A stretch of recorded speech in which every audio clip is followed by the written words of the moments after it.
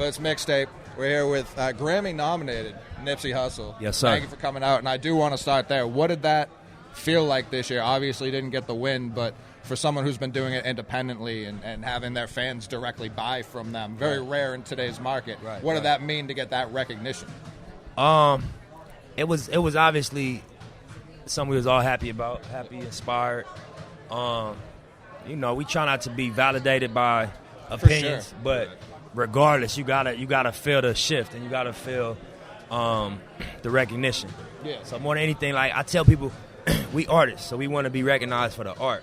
We get a lot of credit for the business, a lot of credit for things we do individually, but as an artist, to have the art recognized is dope, I just remember there was a picture that came out. It was you and J-Rock standing there together. Yeah. And it was just like J-Rock nearly died from his accident. Yep. How you came up, and that was just like a cool fucking picture. Man, me and J-Rock, our relationship go back to like 2007 when Game was promoting his third album. We went on tour as support to open up, the LAX tour. Yeah. And it was me, J-Rock, Kendrick, Absol, Ali, Top Dog, and everybody, they was in this small little van. Yeah. And we was in an RV. None of us had a tour bus. Okay. None of us was getting paid. So just to see everybody growth, what I mean? I look at, them dudes as, I celebrate them wins also. Yeah. So when I seen Rock took one home, I had to walk over there and just, we was all in our, prim and proper in our mode. But I'm like, nah, bro, stand up. This ain't regular. This not regular. I'm going to come shake your hand and hug you because where we come from, it's not regular. So that's what that picture was. Yeah. So going from the Grammy nomination, how'd you get involved with All-Star Weekend, Puma and All-Star Weekend? Man, anything sport related, especially basketball right now, Puma gonna be involved. And anything Puma and I'm in, so it made sense. Yeah. And then also my new single just came out on the 15th, Racks in the Middle, featuring Roddy Ricch and Hit Boy. Mm-hmm. So we was planning on coming down here to campaign regardless, but it just made sense that, we link up and lock in with Puma for the activations, all the stuff they doing. Definitely. Yeah. What was it about Puma that made you go, I want to work with them? Because obviously they're hot right now. They're getting all these players. They're getting all these artists. They're thinking outside the box. But what was it that drew you to them? It's a couple things, and I'm gonna be honest, right? Please do. We businessmen, so we Correct. take meetings and we listen to opportunities naturally. But when I got to sit down with Puma, before I say that, and I'm also from LA, so we grew up wearing certain silhouettes. We grew up wearing the T7 tracksuits. Yep. Right. We grew up wearing the Clydes, the Suedes. You know what I mean? So it's naturally a part of my wardrobe and a part of my style. Right. But then when I got to meet the people at Puma, like Emery, like Tracy, like Chief, Andrea, just a lot of the people up there, I'm just like, man, it's rare that a company like this really understand why what we do is important and why what we do as artists add value. Most time sport, shoe wear, footwear, target athletes. Primarily. But, this day and age, you got certain artists, certain people that are as influential, if not more influential. Definitely. You know what I mean? So just talking to the people up at Puma, it really made me excited about the things we could do. Right. So it was an easy win after I sat down and met with everybody. Like I said, Emery Jones is really who I had the original relationship with Chief also. Okay. But then just getting in the building, meeting everybody, seeing what they was doing outside of myself, just with the other artists and people they had done collabs with. Right. I felt it was good company. It just made sense, Cool. Yeah. Now, you used to play a little ball, didn't you? A little bit, yeah. So when are you getting in all celebrity game? When can we expect you? I gotta really practice. I was gonna say, you can't just come out there cold. Nah, I gotta get ready because this is what we used to do as kids. Yeah. We took pride in playing basketball. Right. And we ain't take L's lightly. If you lost, I was big. You know. So I would definitely get with it. I just gotta get back on the court. It's been so long. You think they want that competitive edge, fist fight at halftime? Yeah, you're down 6. And we don't want to go that far. Shouting match? Yeah. No, we don't want to go that far. It's all fun and games and it's love, but I would entertain it for sure. Yeah. And I see the artists that got a little game. Yeah. 2 Chainz, we seen Quavo. You know what I mean? I know they say CB can hoop. Game. J. Cole. Cole for sure. All the 6 footers. You know what I'm saying? But we grew up playing basketball all day, every day, every summer. We pulled the court in the street. That's what we did. So you know, I'm a splash one of these days and let niggas know I really do this. Yeah. It's time. It's time. Yeah. Whenever you want to get like your Right. regimen together. Yeah. Yeah. I got you. Say Start eating less. right, yeah, cut everything out. Say 2 less. days. Yeah, all that. Yeah. But I saw this on Twitter recently. I want to make sure it's true. Are you working on a documentary about Dr. Sebi? Yeah, so I spoke about that on the Breakfast Club last year when I was promoting Victory Lap. And what I'm actually focusing on is the trial in 1985. Right. Okay. It's not gonna be on his whole life. It ain't gonna be on his family. It's not gonna be on, you know, him specifically. Nah, it's gonna be on the trial. Okay. It's just gonna be me pointing to something that took place. You know what I mean? And everybody can take their own conclusion away from it.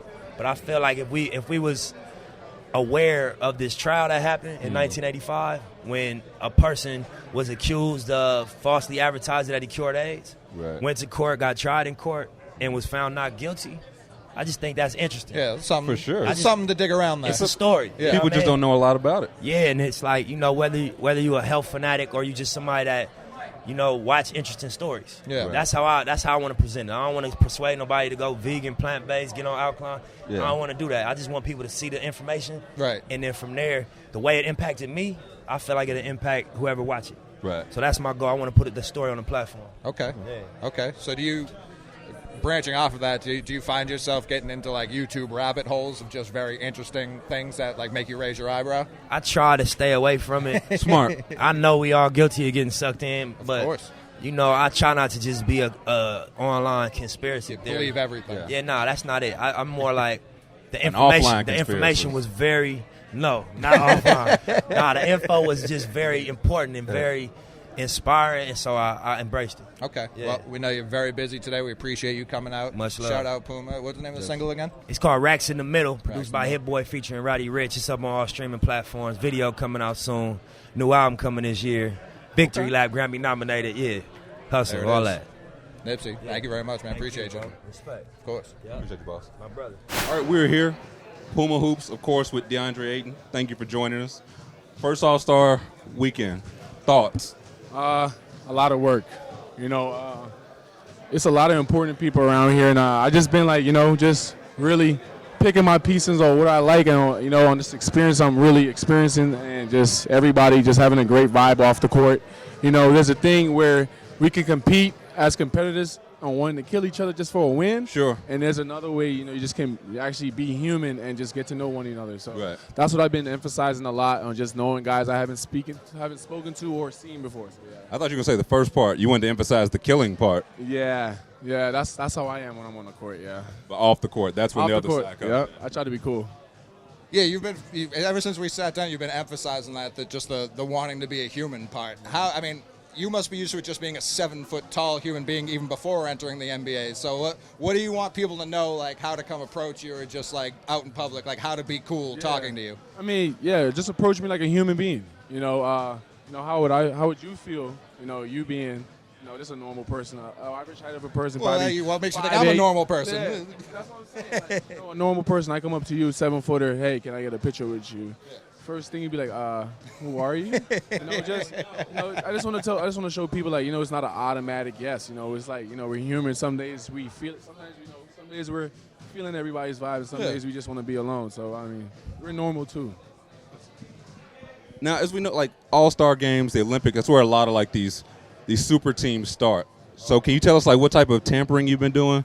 Tampering? It's not tampering. I haven't been doing you're no a player, tampering. so it's not tampering. I mean, I'm new to this. You know, I'm really new to this. So I mean, Yeah, that's what I say too. When I don't know the law, that's what I say too.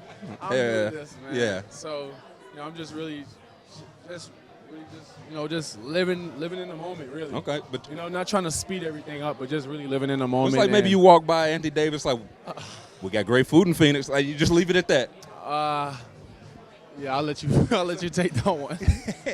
So, you came into the league to a very young. You haven't been able to leave Arizona. I think this is your first time out of the state of Arizona since you got to college. Yeah. So congrats on that. But you're on this young Suns team.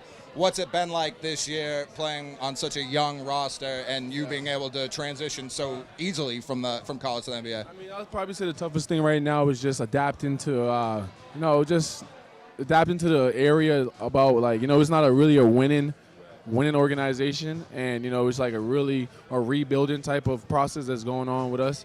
We're really young. We have a lot of making up to do in a lot of years to really have some chemistry together. But really, I tell people, when we lose games and they see how we lose, we're really not losing. We're really just learn how to play for each other, learn how to be more mature. Because there's times where, we blow out teams to where we just can't finish games. And it's that maturity that we're missing, that one part. And hopefully, down the line we get some real good vets in here to really teach us the real ropes. Because right now we're just really on our own, just being young. That's not the only young team you joined. Of course, you're with Puma. What's it been like being one of the young, just one of the faces of Puma? Puma's a shock in the world. I don't even think the world's ready. We just dropped the Uproars. Those shoes are going crazy. Everybody thought we was going to keep the same Clyde, the first shoes that were Clyde. So, the world doesn't know what we have under our sleeve. I'm just glad. Yeah. I mean, I don't know if I can say. You can. Yeah, what are you waiting on? I mean, just know we have greatness coming, and we have a lot of guys that's in here, and it's a small circle. But, we want to emphasize and show the world who we are. So, yep. We go by little Meek Mill's, saying we couldn't be seen, so we had to be heard. So that's a strong thing I go by. That is a good Take pride in tagline it as well. So since being with Puma, what's like the best perk? Like the best just random perk, nothing in the contract, just like the best random perk of being like one of the faces of Puma? No, they're loyal to you. They treat you as a number one priority, as no matter how much guys they got, they treat you like the top priority, and they've never slowed down. They've always been keeping up. So yeah. Now you have been incredibly dominant as a rookie. I'm not just saying that because you're sitting here. I'm saying that because it's true. But you haven't been getting the shine because Doncic. Do you want us to beat him up or maybe kidnap him for a period of time so you can get that shine? Yeah, we got you. Nah. No, we don't need to do none of that. All right. He's doing his thing and I'm doing my thing. That's how we do it. That's my guy at heart. Yeah. Nah. That's my guy at heart. Okay. And, me, I want this class to be like a historic class. Like I want this to be 84, 96. basically the best class out there. And I want everybody to handle their own business. But just know when we play against each other, yes, yeah, we're getting after dominating tends to kick in. So that's about it. So obviously, before we let you go, you're a rookie. You're here at the All-Star Weekend. What's been your favorite moment as an NBA player so far? Favorite moment? I'll just say being a part of all of this. Just being selected in general. And, just because as a kid I was watching this just not too long ago. And, Last year, yes. Basically last year, yeah. So I'm just like, I'm really here right now. Yeah. And the All-Star Weekend really hasn't really started because the real superstars haven't really arrived. They haven't been around, walking around. So yeah, we're sitting next to you. Oh, my bad. Yeah. My bad. I apologize. We're cutting all this. I Right in the apologize. trash. I don't know if you saw my pin here, but it says I'm a retired legend. So if you want to get one of these pins, congrats, man. you got to come to a few more of these. One last thing. Hey, my bad. Can you pass word to Devin Booker that I've bet a year's salary on him tonight? A year's salary to Devin Booker. So can you pass that word that if he does not win, my family will be homeless? I hope you're listening to this, Dev.